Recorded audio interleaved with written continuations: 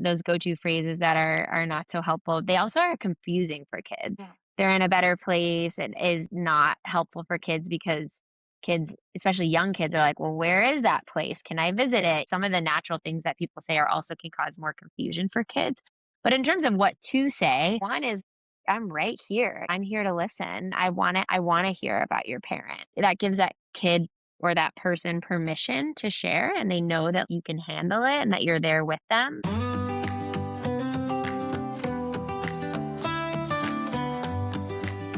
Welcome to the Inheritance of Hope podcast.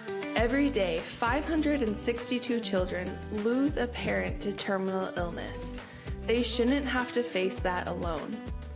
You can pretend to avoid the painful realities of illness, grief, and death, or you can deal with the real stuff in caring community.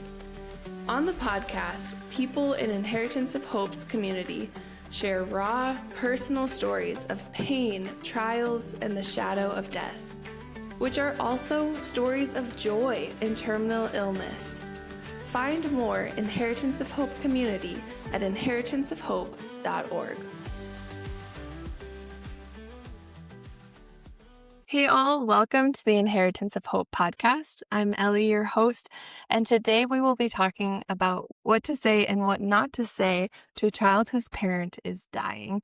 This is a question that we hear frequently, and I know there's a lot of curiosity around this, and a lot of times we don't know what to say, so we end up not saying anything, and we know people who are in crisis experience ghosting from their friends, not because of any ill intent, but a lot of times we just don't know how to best engage in this. So this is hopefully going to feel like a very equipping conversation so that you can build confidence to enter into situations like this. So we have a guest to walk us through some tips on this and to share some of her experience. So please introduce yourself.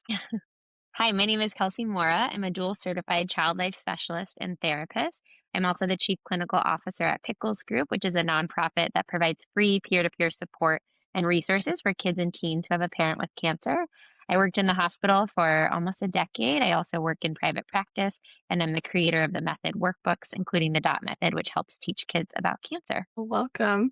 So, with all of that experience, I'm sure that you have heard just about everything under the sun of what people say in situations that are maybe just very impressive and well done, and other ones that are maybe not so well done. So, when you are educating people on this or just sharing your experience, what are some of the top phrases that you want people to avoid because they aren't helpful and they actually might end up causing more harm than good? Yeah, it's such a good question. We actually cover this in our volunteer training at Pickles Group. We have volunteer facilitators, many who are graduate students studying child life and nursing and social work, who work with our kids. So we have a whole slide on like do's and don'ts. I can go down a small list. First of all, like just listening and even maybe saying, "Tell me about your parent." Because I think we are silent so often, and that can make someone feel more isolated and alone and like their person is not honored or remembered. And so being willing to ask and listen is a great first step. We also have a very robust peer leadership program, which are older kids. And, sometimes they do want to be treated like I'm going to use quotations like normal kids.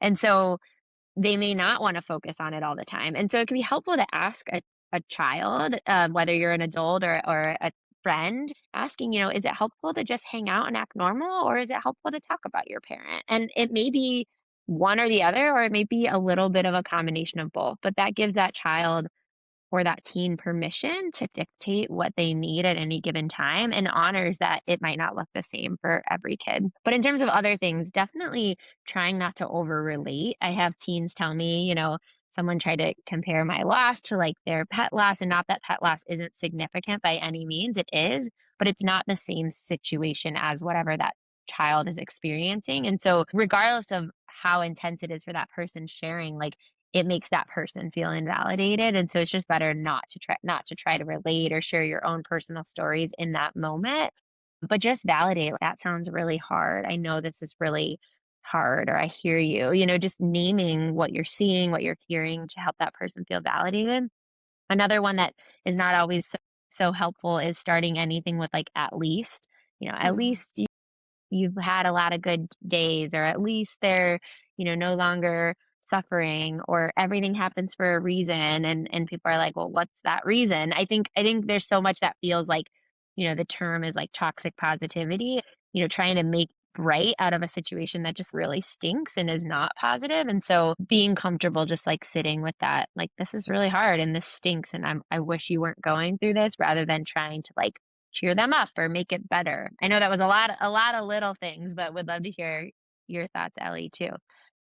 Yeah, I definitely have heard that relatability too, or, then taking it as an opportunity to then almost trauma dump and share all of the ways that I'm hurting too on the person who just shared vulnerably where they're at and maybe feeling a little emotionally depleted themselves. And then now they have to carry someone else's story and make space for that. That just kind of adds to the burden rather than just having space be made for it and acknowledge. And I bring this quote up, I feel like very often on this podcast, but it's just so good. It's from Sue Monk Kid, and it's something along the lines of, there is no pain on earth that does not crave a benevolent witness. And so I think just being a witness to someone's pain, and a benevolent one at that, where whether it's a kid who falls down and scrapes their knee, um, they just want a benevolent witness. Like, oh, yeah, that hurts. Like, let's wipe the rocks out of that and we'll get you cleaned up. And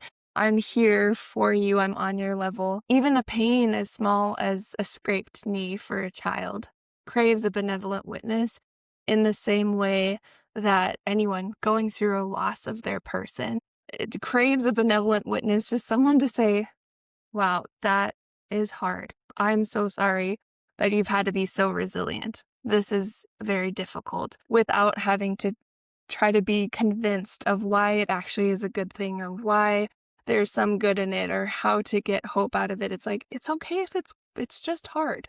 It doesn't need to have the Mhm. silver lining, or we don't, maybe there is one, but we don't need to focus on that right now. So just kind of letting it be and being a benevolent witness is, I think, just a good posture to have in a situation like this.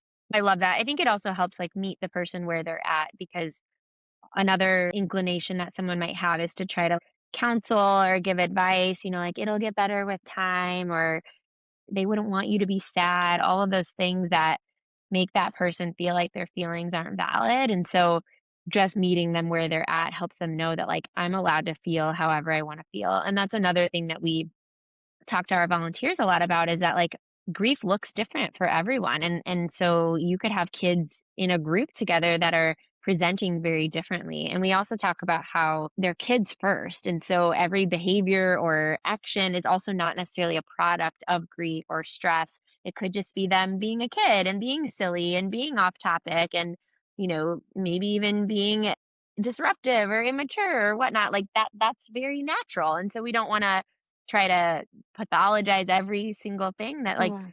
a kid is doing. It may have nothing to do with what they're dealing with, or it may have everything to do with it. It doesn't really matter. Um, it's just about meeting them where they're at and letting them be whoever and however they need to be. And that could even look different in the same family. Siblings experience and process really differently. And that comes through with coping. Another thing I would add is that like not everyone cries. I think a lot of kids feel bad if they're like, ah, my parent is crying, but like I'm not crying. Does that mean I'm not sad enough? Not everyone cries. Crying is coping, but there are a lot of other ways to cope. And we have another peer leader whose dad died, and he talked a lot about how he would just go play like wall ball, and like that movement and that physical outlet and activity and sports hobby was the thing that helped him move his grief, which I think is really an important thing for a kid to share, because a lot of adults think that it looks the same for everybody, and it just doesn't. Right. And some behaviors from children might feel inappropriate in the midst of grief, when maybe they go from being really sad and maybe acting out in grief to laughing and playing and wanting to just be with their friends, and kind of flip flopping back and forth. Where maybe as an adult that feels kind of erratic, or something that's like, Are they processing it okay? And it just looks different, especially for kids.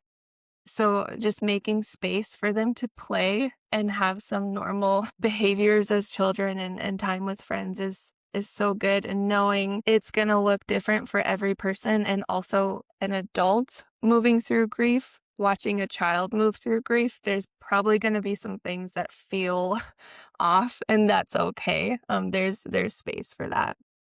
I talk a lot about how a family might be standing in the same ocean, but the waves hit them very differently. And so, one family member could be really sad at one given moment, and the other family could find something really joyful. And it's not right or wrong. It's just whatever works for that person. People have to move in and out of grief as like a function, right? Yeah. If you're in grief all the time and at a tense level, it's really hard to function. It's really hard to sleep. It's really hard to go to school or work. And so it's very natural to need to kind of move in and out of grief. And as a therapist, I talk a lot about like not staying in any one place, not staying in the grief in an intense way and not staying out of it either. That can be problematic.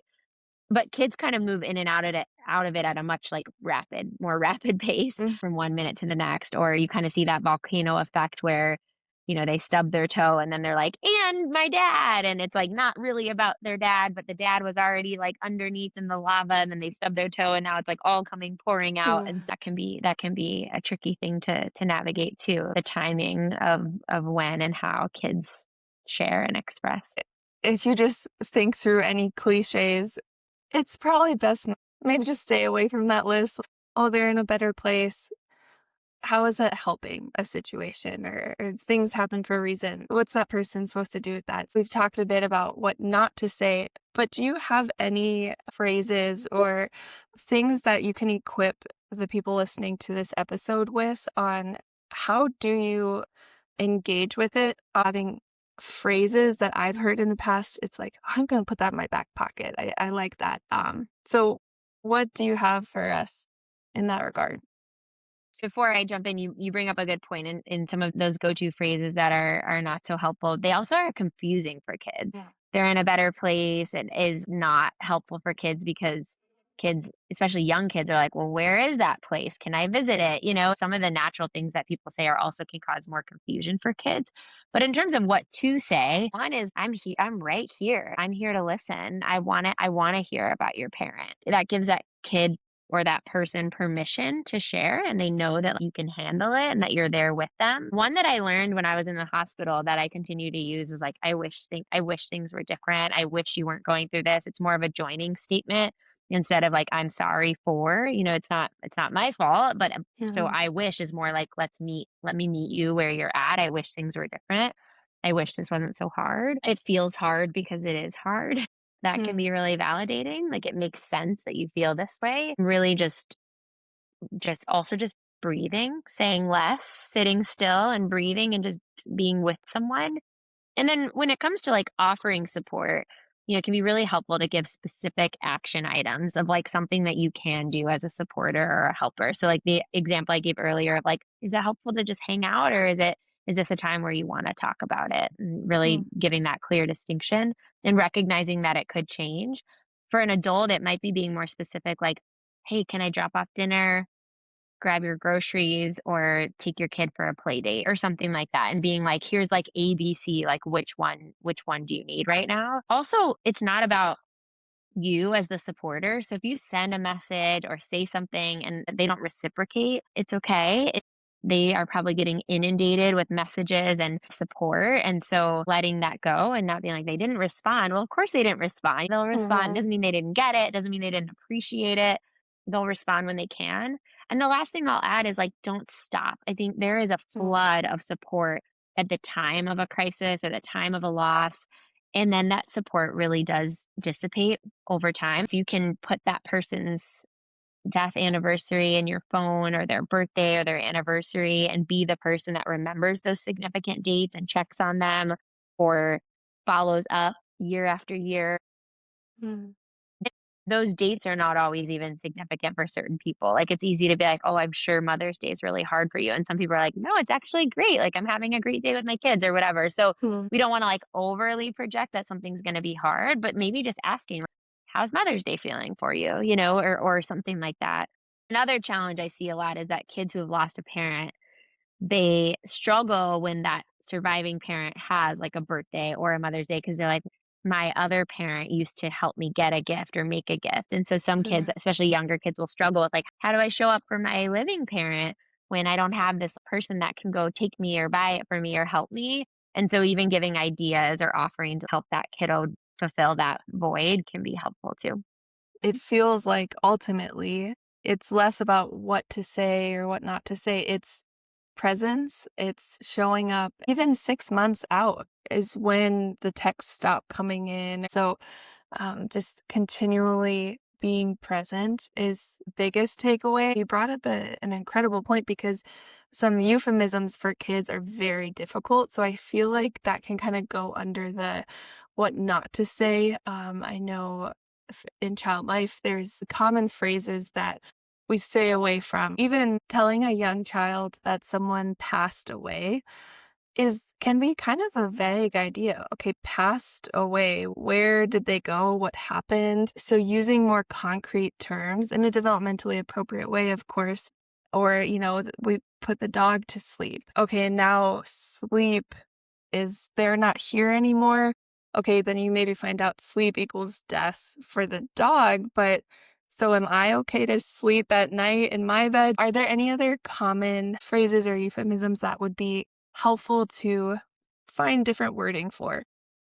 Yeah, I mean, I think it could be helpful to ask the parents or the caregivers what language they are using because if you're a friend or a neighbor and you're taking their kids for a play date, like you have to be prepared that the kids may share or talk about it or something may come up. And so trying as best to have like shared language across caregivers can be really helpful. And that also comes down to like, religion, spirituality, beliefs, cultural background, understanding that not everyone navigates death the same. So heaven is not a concept that all faith backgrounds use. And so just being mindful of like what a family believes and how they're sharing those things with their kids so that it's not causing more confusion if that's not the language that's being used. There's a lot of nuance in how someone does a funeral or how they Mhm. honor the body. And so just understanding if possible what is being done or what is being said so that you can try to align with that. But yeah, other euphemisms, I mean, you know, passed away, anything with sleep is a no-no. They're in a better place or God needed them or things like that. It creates a kid to ask the question like, "Well, does God need me? Can Hmm. I go there? Can I be with my person? Like, where's heaven? It sounds fun. Like, I want to go there, right?" It needs to be super specific. Like, they died, their body stopped working, and then you can add more later depending on one's beliefs or how a family is talking about things, those other phrases can just cause more confusion for sure. And it might feel jarring to use language that concrete of they died, their body stopped working. Because as adults, we don't really talk like that. We understand the euphemisms, we can fill in the gap and with that imagery. But for a child, the more ambiguous and kind of fluffy terms that you use, odds are that's causing more confusion for them. And so even if it feels jarring to use language like that as an adult, it is how the child's brain is developing. And the more concrete, again, like realistic, but you don't need to go into every single detail, judge based off how old the child is and how much information they're open to accepting, move accordingly. But Mhm. it is helpful in the long run for that child. I remember like a young child I worked with whose dad's car was in the garage and he thought dad was back. And so that's why these words are so important because that is how a child's brain works. And they need to know that like the body stopped working and it won't come back because otherwise they are trying to make sense of something that developmentally doesn't really make sense until a little bit older, around, 6, 7, 8, depending on the child, of like understanding the irreversibility of death and dying. So these things are even more critical for that 0 to 6 age range. You mentioned one of them, but 3 factors that are helpful when talking with children about death and dying is universality, non-functionality, and irreversibility. So universality, it happens to all living things. All flowers will die, all animals will die, all people will die. It is a universal thing. Non-functionality is that when a person dies, their body stops working, everything is non-functioning at that point. And then irreversibility is once someone dies, they are not going to be coming back because sometimes kids think, oh, I went on this trip and now when I come back, maybe dad's going to be back. Those three pillars are just kind of good guidelines on sharing that information based off of a child's development and how they understand and perceive death. And those are good tips for kind of what to say and not say and how to prepare kids for those changes. As adults, we want to protect kids, which we think means shielding them from things. So, if you're a family who's like, we don't want to have the dying at home because we want to protect the children, or like, we don't want them to go to the funeral because we want to protect the children, that is a perfectly okay decision to make. And there are a lot of ways to incorporate kids that is not as scary and threatening. And so, I always say pretty much anything can be explained to a child in a way that's soft and honest and supportive and prepares them for a parent dying at home or for attending a funeral. It's not so black and white that like they absolutely shouldn't do these things or it's going to be traumatic. It really doesn't have to be. I worked in a pediatric ICU. I saw kids see really traumatic things. And with the right kind of support and language, kids can navigate those really hard things with support, with guidance, and with clarity. So that can be Mhm. a common fear of parents is that it's better to not bring kids into those things, but they will be sometimes more confused or scared by what they don't see or they don't understand or just what they hear about, and helping kids make choices around how they want to be involved. That's a hard decision to make. It's not like so simple. There's a lot of other decisions for kids that are easier to make, but guiding that decision making together, like based on how scared you are about how dad might look, it sounds like it might be helpful you know, to not see him right now. Let's talk about other options, right? Or it sounds like you're really curious and it would be really helpful to have a chance to go to the hospital and say goodbye. Let's make a plan for that. So you're working together to make plans and decisions based on what that child is presenting. I love the nuance that you just presented because there's not a right way to grieve. There's not a right decision on kids shouldn't go to funerals or you should say this, you shouldn't say that. But just having that posture of curiosity and involvement with the child, especially, and you can make a plan that works for everybody. But I think the transparency and involvement it will go a long, long way. And it's a good move. Definitely. Yeah. Well, Kelsey, thank you so much for sharing all of this insight. It's very valuable information, and we will link some resources in the show notes. If people are curious about learning more, check out Pickles Group. They have some incredible content and things that will help equip you in this situation. So, thank you for your time and insight. Absolutely. Thank you for having me.